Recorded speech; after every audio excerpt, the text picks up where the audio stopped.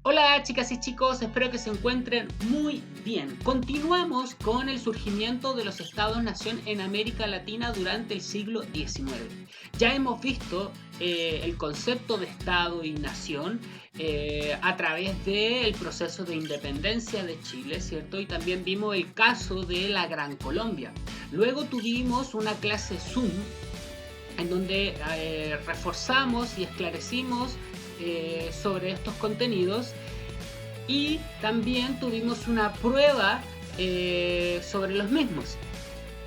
Hoy día corresponde retomar el surgimiento de los estados-nación, pero ahora desde una mirada desde las etnias y las culturas, cómo convergen con esta idea política europea llamada estados-nación, ya que al surgir o al independizarse las colonias de la corona española comienzan a conformar esta organización política en el territorio de América.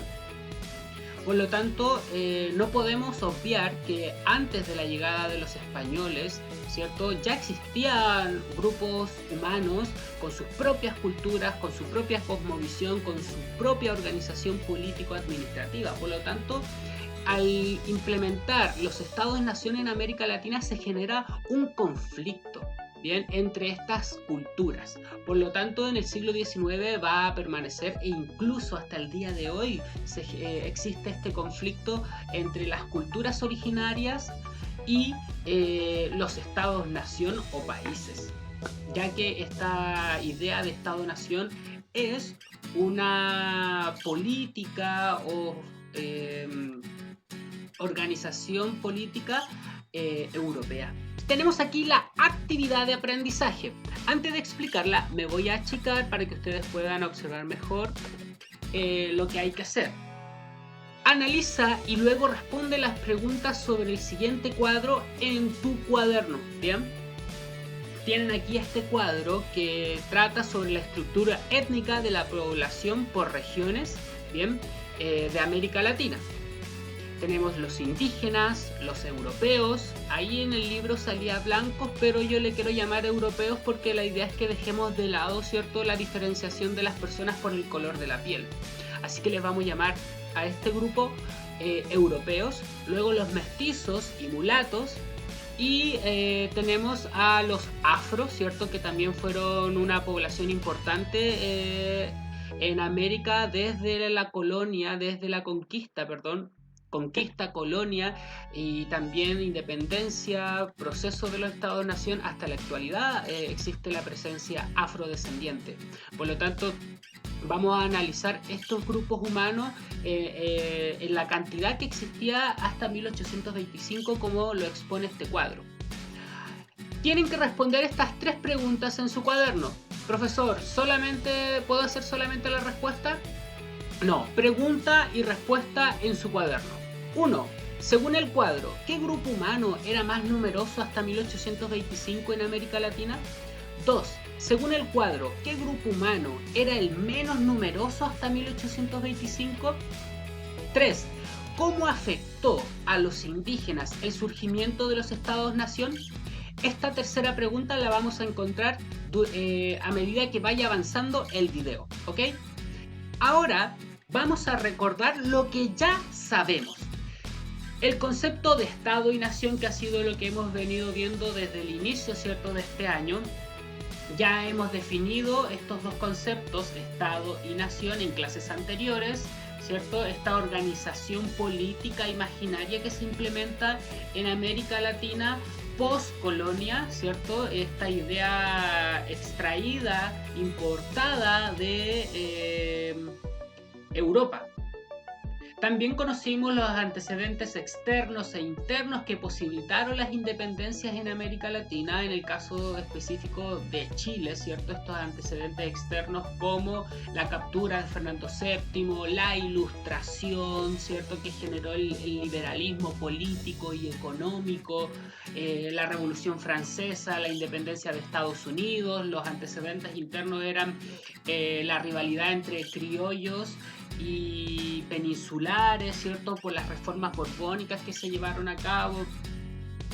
El monopolio comercial también fue un antecedente importante para generar una independencia de las colonias en América. Conocimos el proceso de independencia desde la primera junta de gobierno, patria vieja, reconquista, patria nueva, ¿cierto? Y sus diferentes acontecimientos y personajes que se presentaron en este proceso de independencia.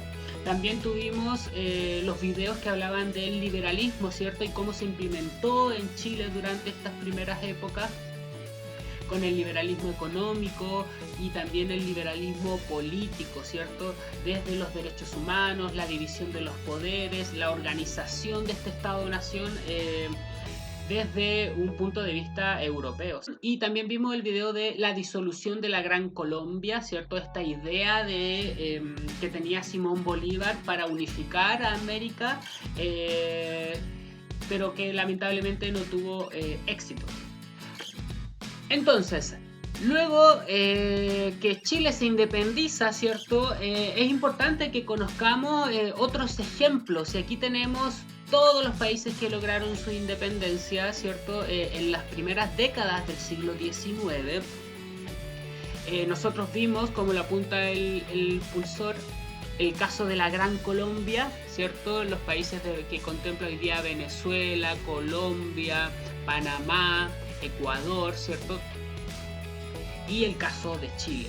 También son muy importantes el caso de Argentina, el caso de Brasil, que es uno de los últimos países en independizarse y también de abolir la esclavitud, ¿bien? Y es un tema importante la esclavitud, ya que tiene que ver con el trato que le dieron los españoles, los criollos, a los indígenas. La independencia de España no cambió radicalmente la situación para los grupos étnicos que se situaban en la base de la pirámide social post colonia, ¿cierto? Cuando comienza la independencia, los pueblos indígenas continuaron en las mismas condiciones en las que estaban durante en la colonia. Los españoles americanos, que eran los criollos y que promovieron la independencia, se consideraban a sí mismos esencialmente como blancos y también imitaban las ideas europeas.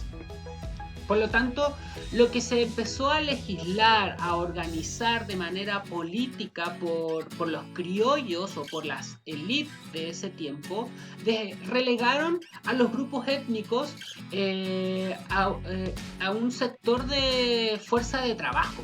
Bien, fueron los encargados de la producción del trabajo, incluso fueron relegados a una calidad de esclavos. Entonces estos criollos que se consideraban blancos fueron los que en un comienzo de las independencias y de los estados-naciones fueron los que disfrutaron un poco de la ciudadanía, y ciudadanía entiéndase como las personas que podían opinar, votar, que era como el derecho político más importante de un estado-nación por parte de la ciudadanía. Los indígenas no lo tuvieron, ¿ok? Incluso las mujeres tampoco lo tuvieron, solamente estos criollos militares que lograron la independencia. En el siglo XIX estuvieron marcados por los intentos por parte de las nuevas élites de poder sintonizar con la modernidad europea. Durante este siglo XIX había mucha atención desde los criollos a lo que estaba pasando en Europa, especialmente en Francia, Alemania e Inglaterra principalmente, ya que Europa fue idealizada y se le asoció a conceptos de civilización, ciencia, progreso y libertad.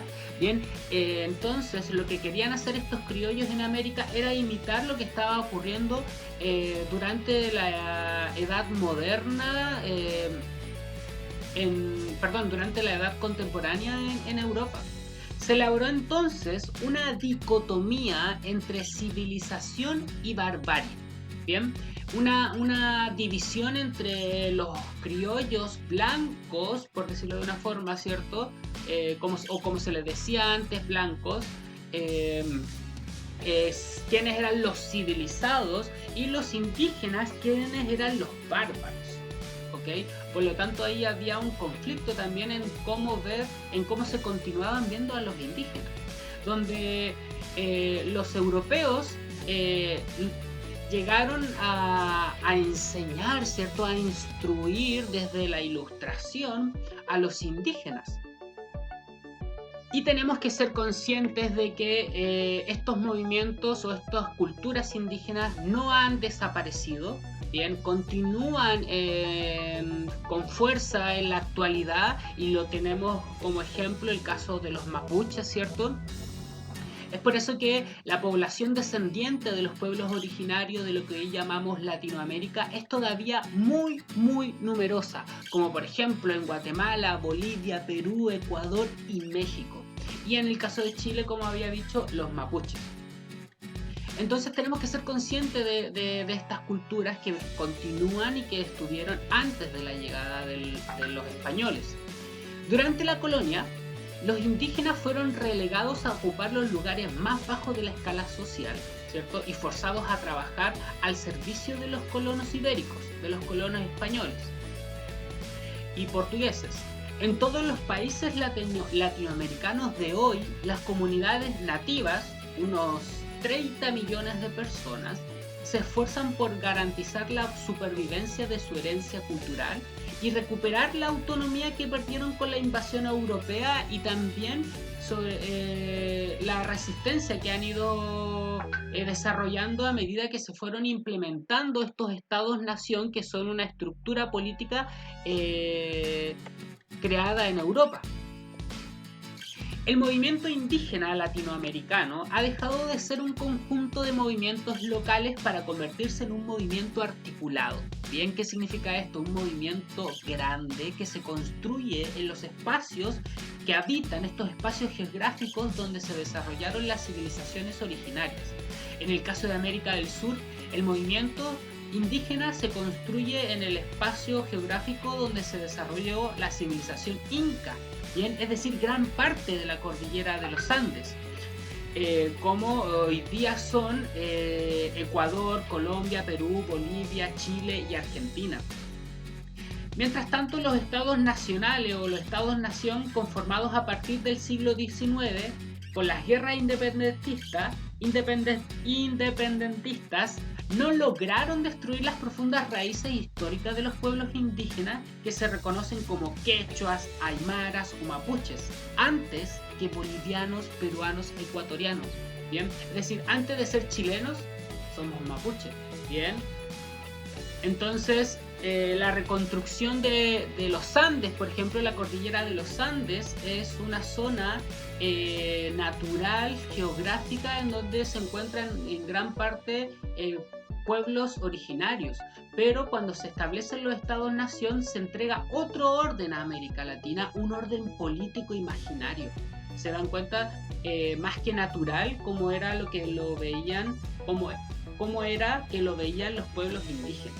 Entonces, para ser conscientes de que antes de los estados-nación existían espacios geográficos donde se desarrollaron las civilizaciones originarias, que son la cordillera de los Andes, ¿cierto? Y aquí tenemos esta imagen que nos ayuda a representar de mejor forma la cordillera de los Andes, de color como un café oscuro. Luego el altiplano, ¿cierto?, que se encuentra entre el sur del Perú, Bolivia y el norte de Chile, la Araucanía, ¿cierto?, al sur de Chile, la Patagonia, aquí lo podemos observar entre Argentina y Chile, con los mapuches.